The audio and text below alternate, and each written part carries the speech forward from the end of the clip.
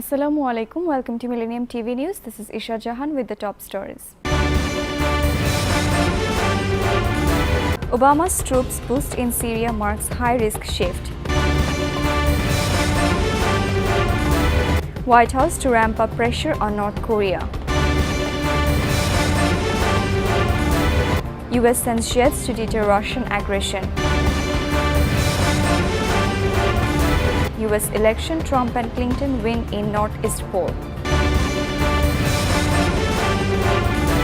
The only card she has is a women's card, Trump on Clinton. Viewers, now the detail. Media said President Obama's plan to send 250 more U.S. troops to Syria marks a risky commitment by the U.S. to train local fighters for assault on the Islamic State stronghold in Raqqa.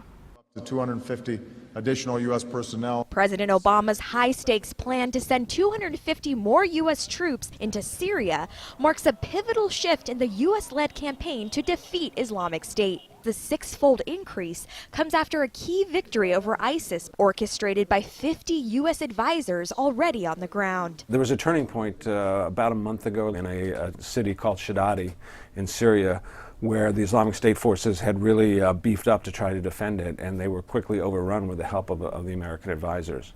And at that point, there was a proposal made to President Obama to increase the number of special forces in Syria. After the Shadadi victory, Strobel says local militias vetted by the U.S. are eager to join the fight. There were a lot of Arab fighters who were sort of sitting on the fence, and they saw that the good guys, so to speak, won in Shadadi, and they now want to join with them, but they need training and equipment. That's why they're sending in the 250 additional special forces. One of Islamic State's main strongholds is the city of Raqqa, and the strongest force nearby is the Kurds, but Raqqa is a Sunni Arab city, and the Kurds cannot probably take that city away from Islamic State, so you need a larger Arab force that would eventually take Raqqa, one of the capitals of Islamic State. The special forces, 300 in all, will be there to advise, not to fight, but no one is ruling it out. U.S. Special Operations Forces are not involved in combat per se. They will help call in airstrikes from American and Allied air power overhead, but they're going to be close to the battle, and it's not without risk to the American soldiers.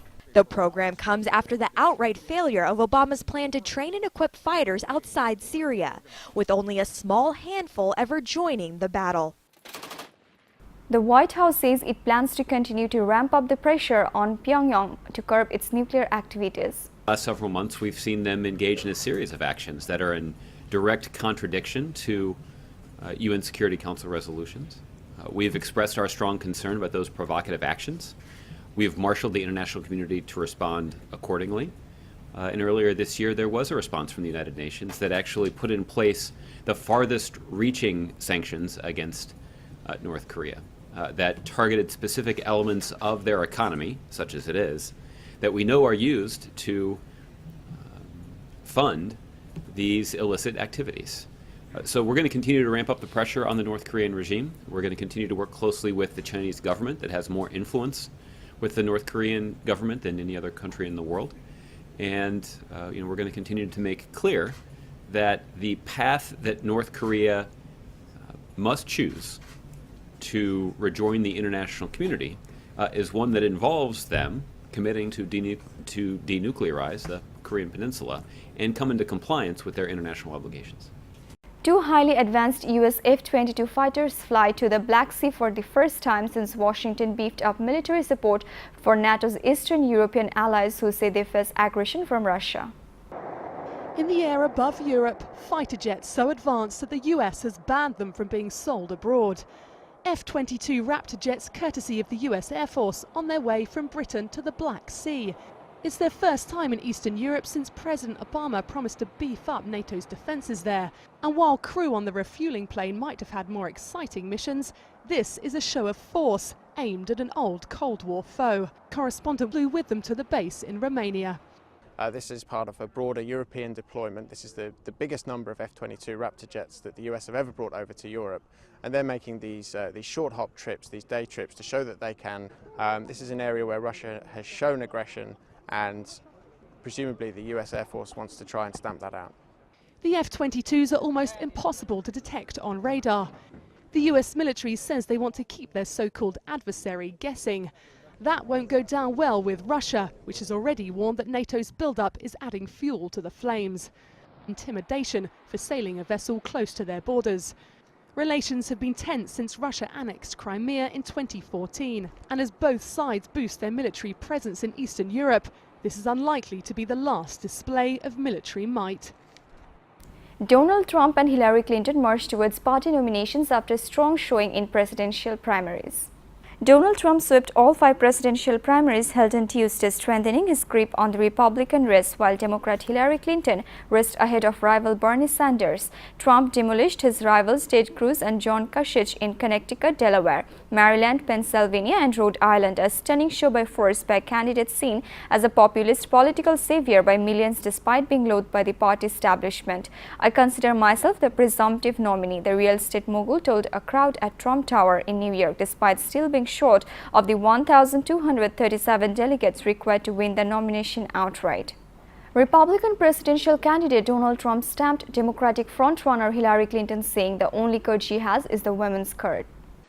Well, I think the only card she has is the woman's card. She's got nothing else going. And frankly, if Hillary Clinton were a man, I don't think she'd get 5% of the vote. The only thing she's got going is the woman's card. And the beautiful thing is, women don't like her, okay? And look how well I did with women tonight, okay?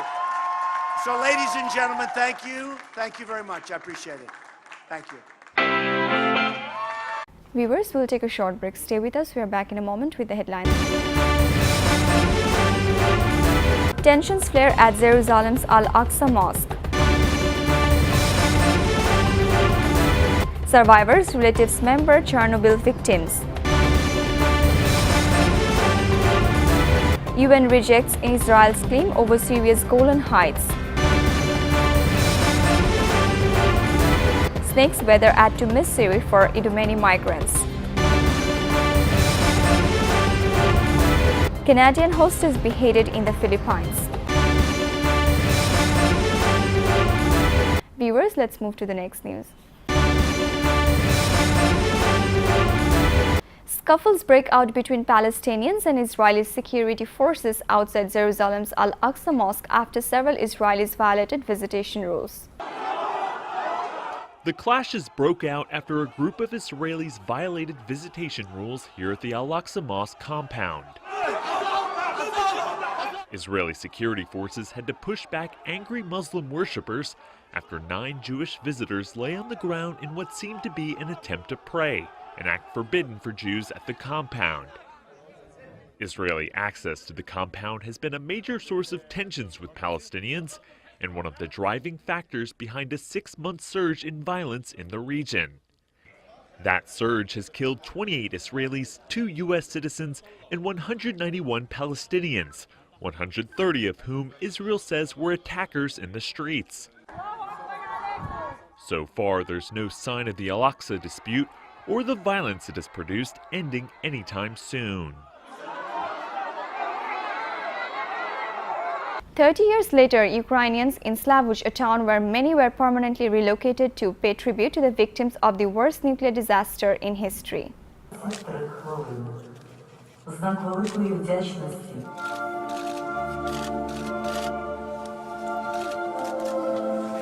It is 30 years since the worst nuclear disaster in history. Survivors and relatives remember the dead. Many were relocated here after the catastrophe. Chernobyl nuclear plant engineer at the time of disaster, Vasil Markin, saying, "Это трагедия до конца жизни не будет. Я все равно ее не могу забыть. Да никто не забудет, который прошел с первого дня аварии. Я, например, с первого дня аварии, как с 26-го начал. On April 26, 1986, a nuclear reactor in Chernobyl exploded. The impact was devastating and long-lasting. Countless numbers died due to radiation exposure. It is about 170 times.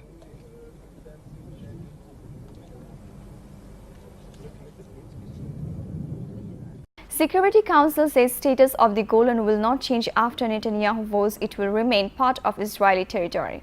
The UN Security Council has rejected Israeli Prime Minister Benjamin Netanyahu's claim that the annexed Golan Heights in Syria would forever remain under Israeli control.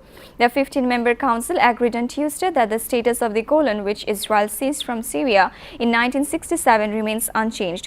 Chinese Ambassador Liu Zai, who told this month's council presidency, said Lai recalled a 1981 resolution which states that Israel's decision to improve its law, jurisdiction and administration in the occupied Syrian Golan Heights was null and void and without any international legal effect. Gale force winds, cold temperatures and snakes worsen the living condition for migrants stuck in Greece's makeshift border camp at Idomeni.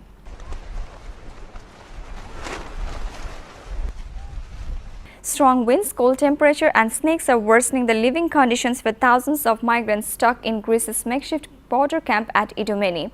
Following 2 days of heavy rainfall, gale force winds swept through the overcrowded camp on Tuesday, tearing and toppling tents. Temperature dropped to 15 degrees Celsius overnight. Aid organizations have repeatedly said the living conditions at the sprawling city are appalling. A lack of hygiene facilities, storage in food and medicine make it tough for the camp's residents and especially for the most vulnerable women and children. Along with the decline in weather conditions, migrants have also had to brave snakes, who after waking from their winter hibernation are appearing more frequently inside the camp. Yes, we have seen some snakes. For the moment, it's more or less under control, but we are trying to put in place some measures to diminish the population of the snakes in the camp, said MSF coordinator at Idomeni, Emmanuel Massert. So yes, we've seen two days of heavy rains, and then 2 days really windy.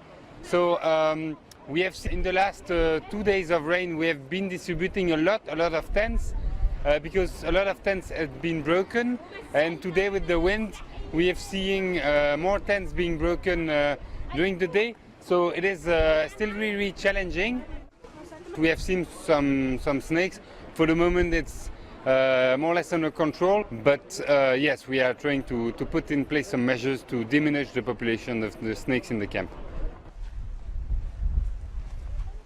Philippine authorities find the severed head of a Canadian hostage kidnapped last year by the radical Muslim group Abu Sayyaf. As Manuel Mugatu reports from Manila, the lives of the remaining hostages could be in grave danger in the hands of a group that puts money before ideology. A deadline passed at the cost of a human life. Canadian John Ridsdale, seen speaking in this video from last year, brutally executed by Islamic militants in the Philippines. The army finding his severed head on a remote island on Monday, 5 hours after the end of a ransom deadline set by Abu Sayyaf, a radical group linked to Al-Qaeda. Ridsdale was kidnapped from an upscale resort in the Philippines last September, along with another Canadian man, a Norwegian and a local woman. Canadian Prime Minister Justin Trudeau has sent public condolences to Ridsdale's family. This message coming from the sidelines of a cabinet meeting in Alberta. This was an act of cold-blooded murder, and responsibility rests squarely with the terrorist group who took him hostage. Trudeau wouldn't say whether his government tried to negotiate for Ridsdale's release or if they plan to do the same for the other Canadian captive, Robert Hall. One thing seems apparent though, the captors are more interested in making money than making a religious statement. Suspected Islamic militants killed gay rights activist Zulhaz Mannan late Monday in Bangladesh. It's the latest in a surge of violent attacks on fierce thinkers by militants claiming links to groups like Islamic State and Al-Qaeda. A prominent gay rights activist hacked to death by suspected Islamic militants in Bangladesh late on Monday. Islamic extremists in recent years. It's the first time they've attacked someone for their sexual identity, but as Douglas Busfine reports, it doesn't come as a big surprise. Well, the LGBT community in Bangladesh is small and marginalised. It's a conservative country and homosexuality is actually illegal, so that, say human rights groups, makes it more difficult for anyone who feels threatened to turn to the police. This tragedy will certainly make it harder for this community to feel secure and to even think about coming out of the shadows. While there's been a surge of violent attacks over the past few years in Bangladesh, it's hard to say who's calling the shots. The government denies that groups like Islamic State or Al-Qaeda even exist in Bangladesh. It blames these attacks on homegrown militants. Security experts doubt that there's a direct command and control link between Islamic State itself militants operating on the ground in Bangladesh, but what they do say is that there's a kind of dialogue, a call and response in public which enables these groups to demonstrate that they are acting in league together. Witnesses said the attackers shouted Allahu Akbar, or God is the greatest, as they fled the scene. 2 days earlier, Islamic State claimed the killing of a university professor who was also hacked to death. UN Resident Coordinator Robert Watkins has condemned the murders of right activists in Dhaka and said intolerance-related violence is increasing in Bangladesh. He said the murders were targeting a growing race of people whose views may not conform with those of the majority. This statement came after known assailants hacked to death gay rights activist Zulhaz Mannan and Mahbub Rabbi Tonoy on Saturday. Watkins said the UN in Bangladesh is once again shocked by another series of brutal murders against people expressing alternative views, and that there seems to be no end to these premeditated acts against an increasingly wide array of social activists. This was also manifested just 2 days ago by the horrific killing of Professor Riazul Karim Siddiq from the University of Rajshahi, he said. The state of affairs in Bangladesh is more dangerous than ever before, BN chairperson Khaleda Zia had said. Her statement on Tuesday followed a series of killings by suspected extremists this week, which began with the murder of Rajshahi University professor AFM Riazul Karim Siddiq on the campus on Saturday. The head of government can be as loud as she wants, but her government will have to take responsibility for all the murders, starting from Italian citizen Cesar Tavola to the killings of Zulhaz Mannan and Mahbub Rabbi Tonoy and Rustom Ali Hawladar too, she said, pointing to her arch political rival Prime Minister Sheikh Hasina. Her attempts at blaming others of theft of reserve or the economy will fail at creating an eyewash for the people. Zulhaz, an editor of Bangladesh's first LGBT magazine Rukpan, was hacked to death along with his theatre activist friend Tonoy by multiple attackers who burst into his home at Dhaka's Kolabagan. Hours earlier, retired prison guard Rustom was shot dead within a few yards of Kashimpur Central Jail by assailants riding a motorcycle. The overall situation of the country is more alarming than ever. People are living out their days in petrifying silence, read Khaleda's statement. In an attempt to create a new generation of fighters, Islamic State is kidnapping boys and indoctrinating them. Media reporters spoke to Yazidi boys who were trained to kill by the militants before they were smuggled to safety. This is one of many refugee camps in northern Iraq for people who have fled the Islamic State. The people here are mostly from the Yazidi community. 5,000 of them were taken by Islamic State in 2014.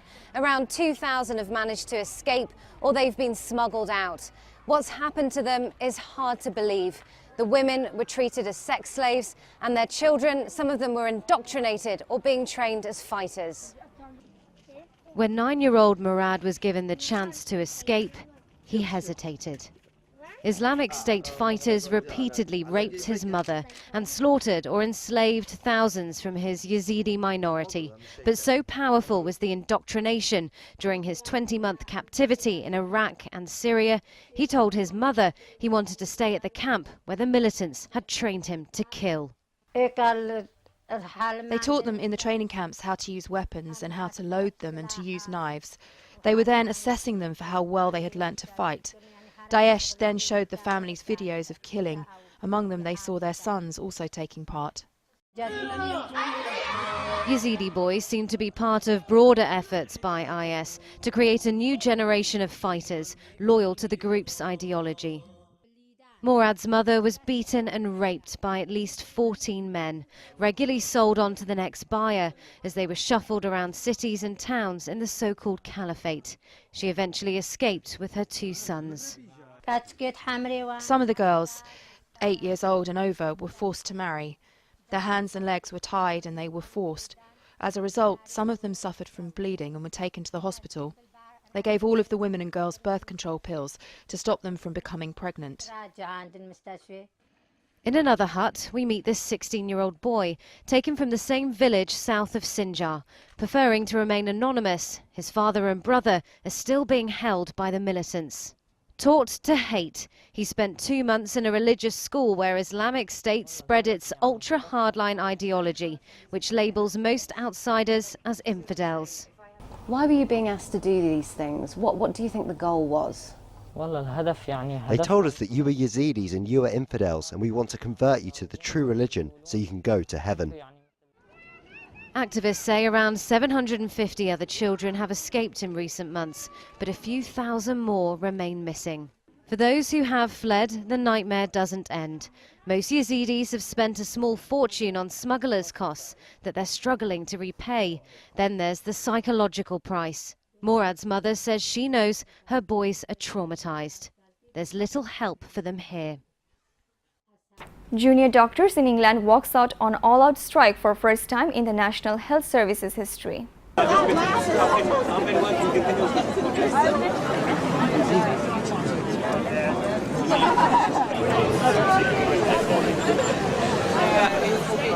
None of us want to be on strike. We'd all rather be caring for patients at work, but unfortunately we feel that this is the only option available to us. Save our NHS! Save our NHS! I quite like number 2.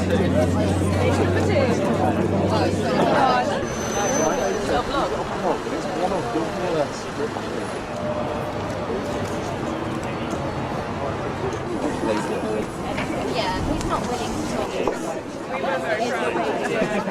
A victim of the war in Syria is carrying the Olympic torch in Greece to draw attention to the plight of refugees from his homeland.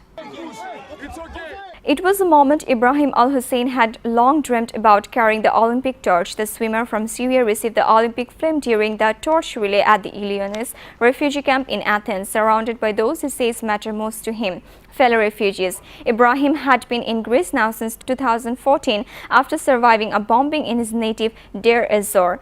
And like many other refugees in Greece, he has also survived the Aegean Sea crossing.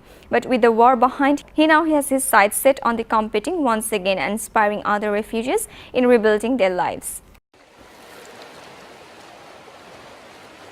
A new wildfire park has opened in the United Arab Emirates to provide refuge for animals who have been neglected by their owners. Wild animals are seen as the ultimate status symbol for many of the rich in the Gulf. A wildlife park in the United Arab Emirate of Ras Al Khaimah is providing a space where neglected animals can be better looked at. In the UAE, the ownership of wild animals, specifically big cats such as lions and tigers, is the ultimate status symbol for the rich. But the owner and founder of Ras Al Khaimah Wildlife Park, Joshim Ali, says many of these animals end up being mistreated. I have heard and seen for myself a lot of animals that we kept in homes and farms that were being abused. Their living spaces were tiny and were kept in an inappropriate environment.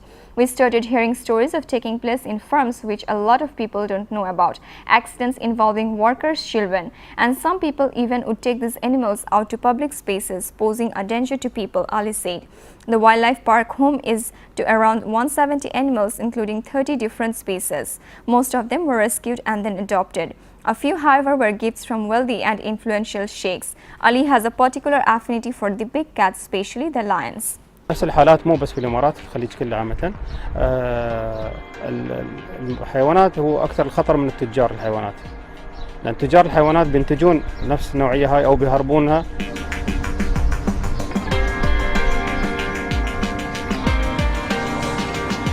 Archaeologists in Taiwan have discovered a 4,800-year-old fossil of a mother looking down at a baby.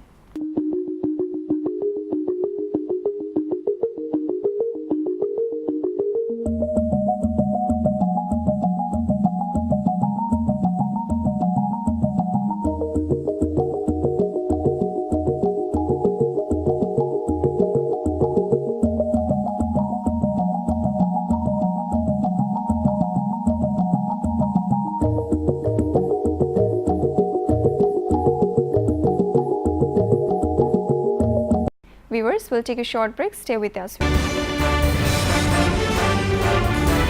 The United States is the world leader when it comes to self-driving technology, but China may get driverless vehicles on the roads faster. Media reports from the Beijing Auto Show.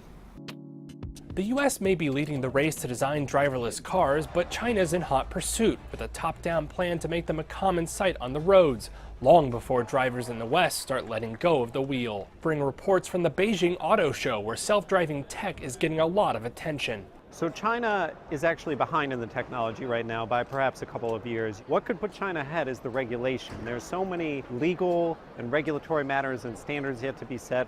that in the US and Europe, they largely are left to themselves. Automakers are left to themselves to agree on them.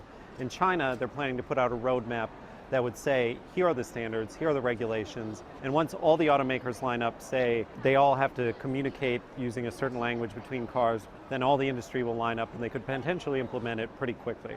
As well as being a cool step forward for technology, there are a lot of social factors pointing towards a bright driverless future for China. In Shanghai and Beijing and other large areas, congestion has already reached an extreme level. So coordinating cars in a more fluid pattern could really help relieve congestion. Second, there's a huge number of traffic deaths in China, at least 200,000 a year, and a large number of accidents are driver error. So autonomous cars would remove that problem.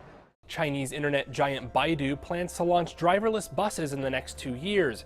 And Ford's local partner Chang'an just drove semi-autonomous cars across the country, putting them about on par with the latest Tesla. Family members of 43 missing Mexican students accuse the government of hampering an independent inquiry into the fate of their loved ones. The families of 43 missing students said they will not stop in their fight for truth and justice after an independent panel accused the Mexican government of obstructing their investigation. The panel released a report on Sunday saying they had been stonewalled by authorities and could not reach the truth. They are now preparing to leave the country. Today, we know from the second report that the interdisciplinary group did not have the conditions to do its work. The students are believed to have been massacred in 2014. Authorities have been accused of withholding and planting evidence. Today we can say that the President lies, the former Attorney General lies, the Attorney General lies, the entire justice systems in our country lies. Despite this, we are going to continue to move forward. We can't stop until we find the truth and justice can be done. The case has drawn international attention, instead protests and outrage in Mexico. Viewers, now the business news.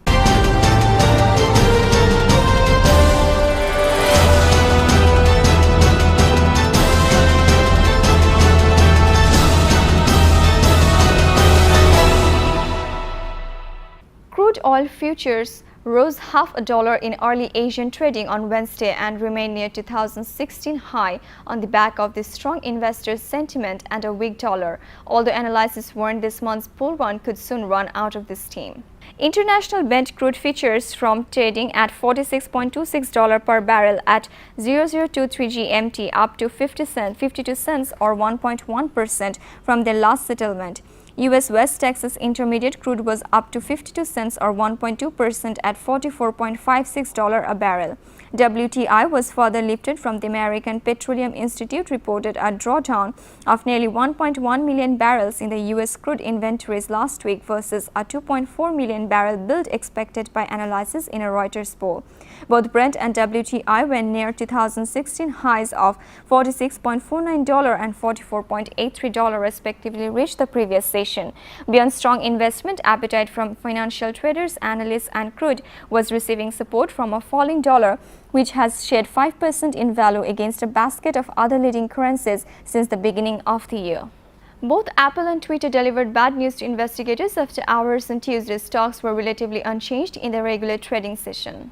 Disappointing after hours earnings news. Apple missing earnings and revenue forecast and giving weak guidance for revenue in the current quarter. iPhone shipments were slightly better than forecast and the company did increase its capital return program by $50 billion. Twitter out with a revenue miss for the first quarter hurt by weaker spending from big advertisers. And the company also warning the revenue would be lower than forecast in the current quarter. User growth has been slowing, rising to just 310 million from 305 million in the previous quarter. Chipotle was also disappointing, reporting its first quarterly loss in history, though it wasn't as bad as expected. Disappointing after hours earnings news. Apple missing earnings and revenue forecasts and giving weak guidance for revenue in the current quarter. iPhone shipments were slightly better than forecast, and the company did increase its capital return program by $50 billion.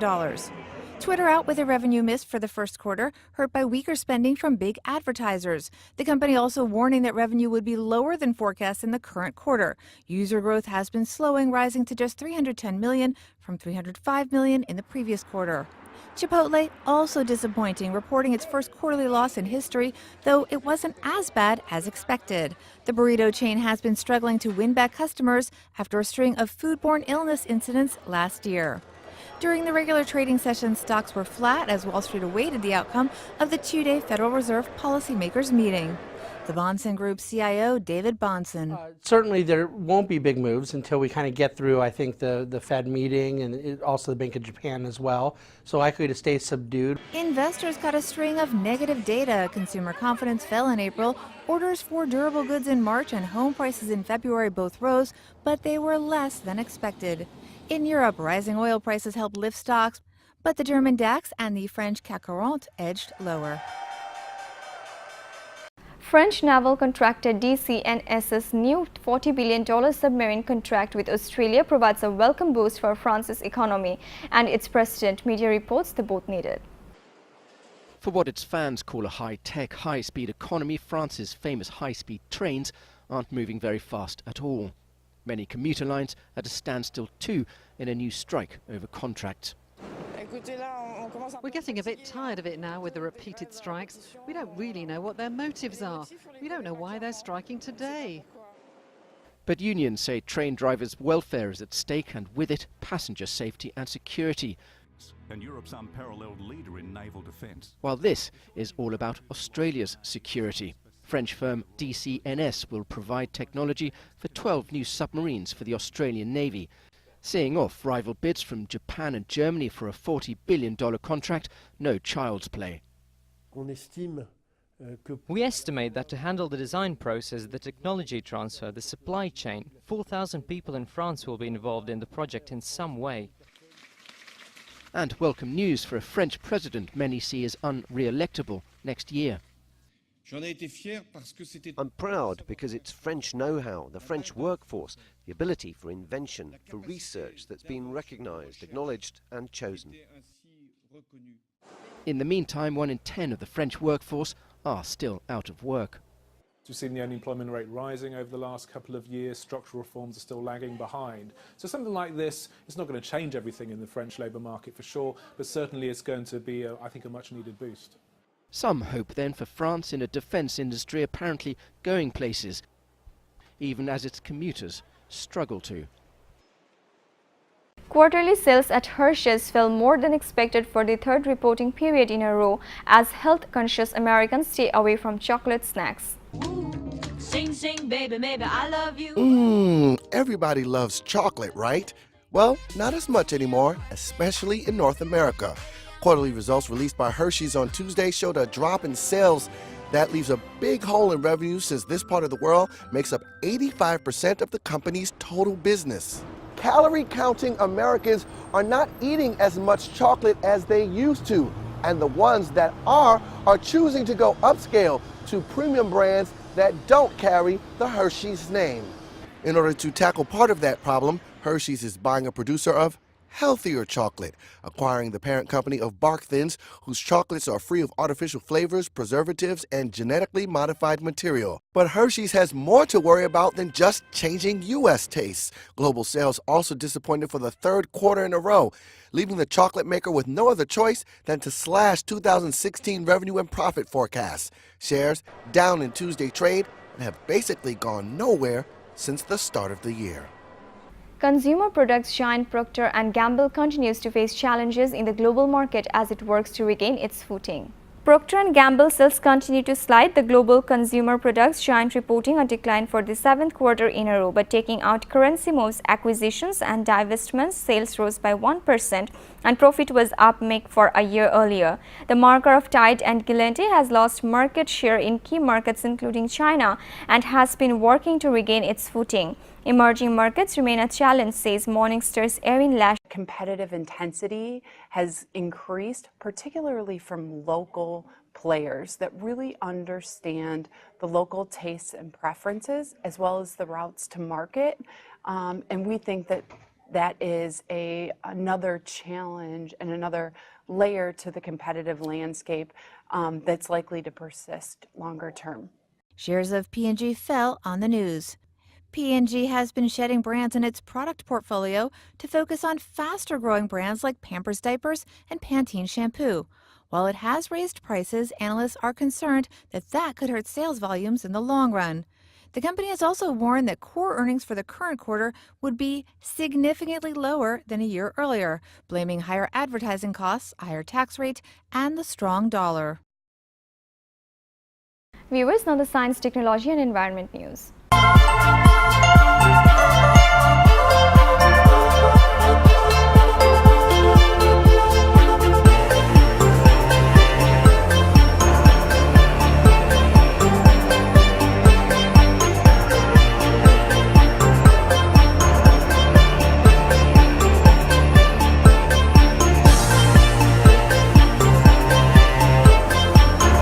Algorithms that can make a collaborative robot arm react to moving objects within milliseconds could mean a future where robots and humans could work close together on production lines.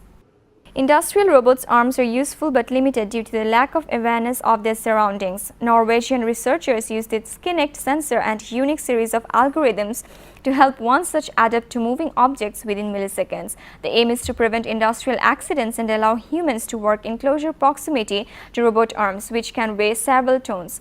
We use a 3D sensor, Microsoft Kinect, to generate a point cloud from the scene. The camera uses an infrared pattern and a camera to make this point cloud. And from the point cloud, we get a 3D map of the space around the robot, like here. So when a human comes in to the scene, you can see that it's colored, so we know where the obstacles are. And based on this 3D map, we have made a really fast algorithm that computes a safe path for the robot. I can just put my hand here and the robot will quickly react. And the robot is able to plan a new path from its current position all the way to the goal in less than 20 milliseconds. Collisions are a constant danger for existing industrial robots because it takes them a matter of seconds to adapt to unpredictable movement. The researchers think their algorithms could revolutionise industrial production. We believe that the algorithms we have developed here at SINTEF can enable human-robot collaboration in, for instance, manufacturing industry. This could be highly relevant for tasks such as pick and place and assembly, where robots could give human workers a helping hand and increase efficiency a lot. And this could also be very useful for smaller companies where you could use a collaborative robots for many different tasks, where you usually have no automation today. The team plans to sell the concept to the industrial sector. The Wingtra aerial robot takes off like a helicopter but flies like a plane to complete autonomous data gathering missions to deliver a small payload. The Wingtra 1 is an aerial robot that takes off vertically like a quadcopter, but once airborne it turns on its sides and flies like a fixed-wing aircraft. It was designed by a spin-off team from the Autonomous System Lab at EHT Zurich. We combined the current technologies of drones, which are quadcopters and fixed wings, and we combined these advantages while overcoming their limitations. We are developing an aerial robot that starts and lands like a helicopter, and it transists after the start into a forward flight like an airplane. Turning into a fixed-wing aircraft makes the electric drone far more energy efficient. It has a range of around 60 kilometers on a single charge, with a cruising speed of 50 kilometers an hour. The team says it could be a game changer for aerial data collection, especially in agriculture. Any application where you need to gather aerial data, for example in agriculture, farmers would need that to inspect their farms. In terms of detecting diseases in plants, for example, optimizing the use of fertilizer. The drone market is really growing, and for example, agriculture is a multi-trillion-dollar market, and if we just covered 1%, this is huge. The system can fly autonomously, with no pilot required while it carries out its mission. Its algorithms are clever enough to land precisely and safely, and can remain stable even when the weather turns against it. It's also very smart in detecting the wind around it and really being able to adapt to where the wind is coming from in order to achieve stable flight. Wingtra was recently showcased at the CeBIT 2016 Technology Fair in Germany. Extensive test missions will take place this year with the aim of launching the product in 2017. It was a test of concentration and brainwaves for students of the University of Florida during what was billed as the first mind-controlled drone race. 16 competitors wearing special headsets measuring the electrical activity of their brains used their powers of concentration to send their drones down a 10-yard course to the finish line. The students used brain-computer interface, which enables a person to use brainwaves to control a computer or other device. BCI programs are used to assist paralyzed patients in using prosthetic limbs, according to TechCrunch.com. We've been doing research on brain-computer interfaces, and so we connected the two for this race. The implications are far beyond just the race, but it's fascinating. It's the first of its kind, and this is the future.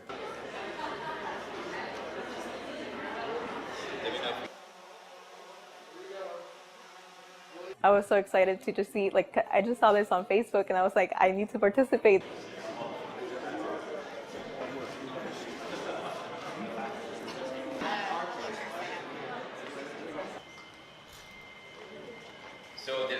A fire on Tuesday damaged a museum on natural history in the Indian capital that had scores of exhibits of plants and animals, among them a 160 million-year-old dinosaur fossil.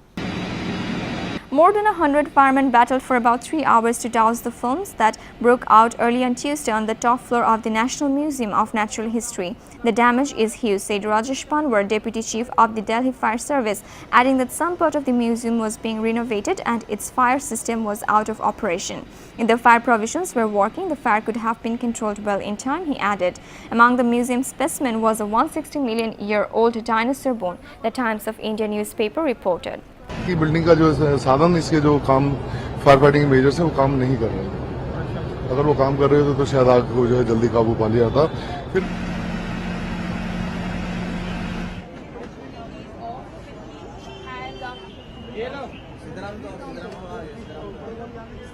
A technical fault forced Russia's space agency on Wednesday to postpone on the last minute the inaugural launch of a rocket into space from its new Vostochny launch pad, Russian media reported.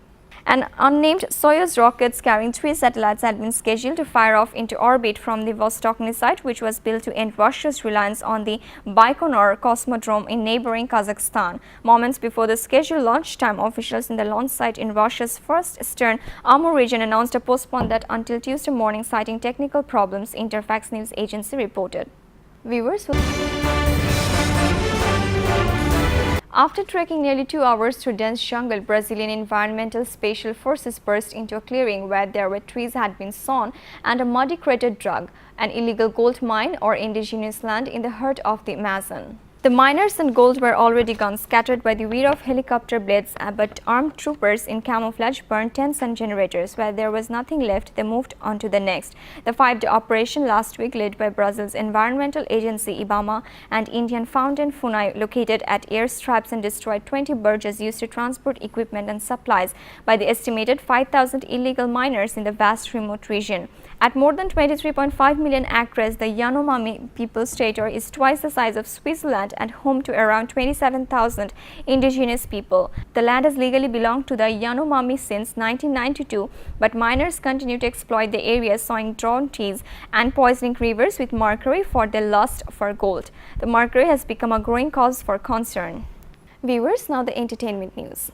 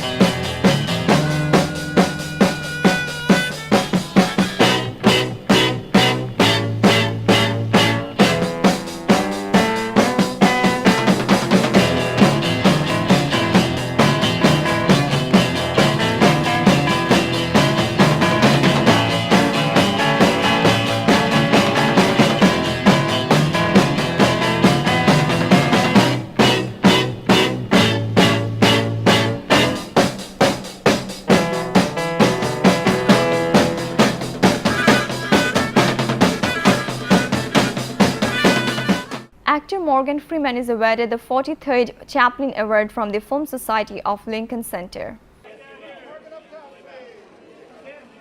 Actor Morgan Freeman picked up the 43rd Chaplin Award from the Film Society of Lincoln Center on Monday in New York. Freeman, who grew up in the rural Mississippi, became a household name in the 1980s with a noteworthy performance in Driving Miss Daisy and Glory in 1989.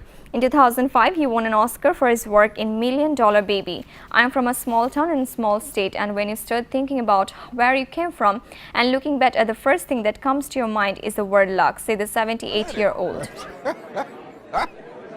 That's it, bottom line. It's what I've always been able to do without a whole lot of effort. And then the quality of the work that he's done over these years is just extraordinary. And the fact that he's still there, getting better. I'm sure that his feeling is that he's still learning. And I think that's the magic of someone like Morgan.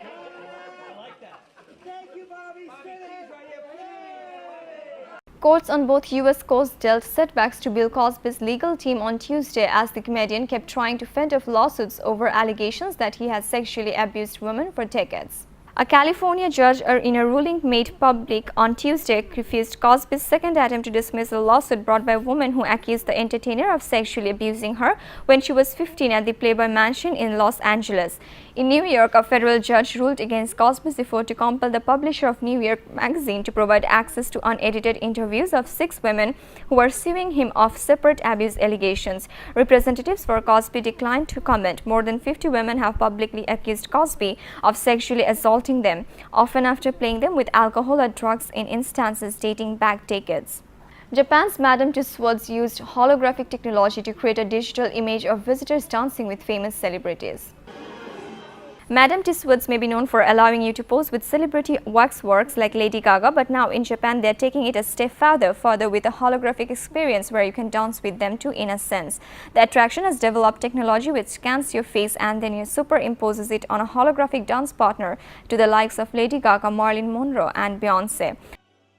After its launch, if the one in Tokyo is successful, as in the customer satisfaction is high, there's a good chance that we'll spread this to the rest of the world.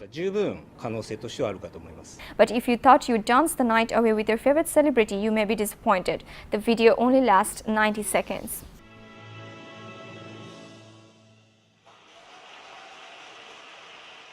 Viewers, now the sports news.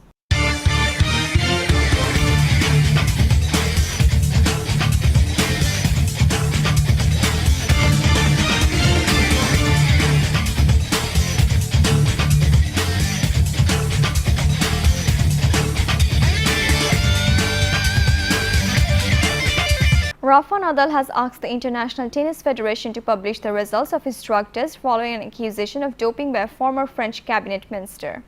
The 14-time Grand Slam champion said on Monday he was suing Roselyne Bachelot, a former health, sports and social affairs minister, after she alleged the Spaniard had failed a drugs test. The Spaniard wrote to ITF asking his drug test results to be made public. British media have reported, "It can't be free anymore in our tennis world to speak and to accuse without evidence." Media reports quoted the 29-year-old as saying, "Please make all my information public. Please make public my biological passport and my complete history of anti-doping controls and tests. From now on, I ask you to communicate where I'm tested and the results as soon as they're ready from your labs." British Cycling have suspended technical director Shane Sutton and will form an independent review of its performance program following allegations of discrimination by rider Jez Vernish, the governing body said on Tuesday. Vernish, a former European champion in the team Spirit, was dropped from the British Cycling Performance Squad after she failed to qualify for the Rio Olympics at this year's World Championship in London. The 25-year-old and Katie Merchant had needed to better France by 3 places the world to make Rio, which they failed to do, prompting Vernish to blame mistakes by British Cycling's coaches. She has since hit out British Cycling's technical director Sutton and accused him of making sexist remarks, where the Australian denies. In a statement on Tuesday, Vernish claimed other people had experienced similar behaviors and said a culture of fear existed at British Cycling. Viewers, let's have a look at Millennium TV News Recap. Obama's troops boost in Syria marks high-risk shift. White House to ramp up pressure on North Korea. US sends jets to deter Russian aggression. US election, Trump and Clinton win in Northeast poll. The only card she has is a women's card, Trump on Clinton. You are up to date with the top stories so far here on Millennium TV, and don't forget to log into www.millenniumtv.net. Thank you and stay with Millennium TV. Allah Hafiz.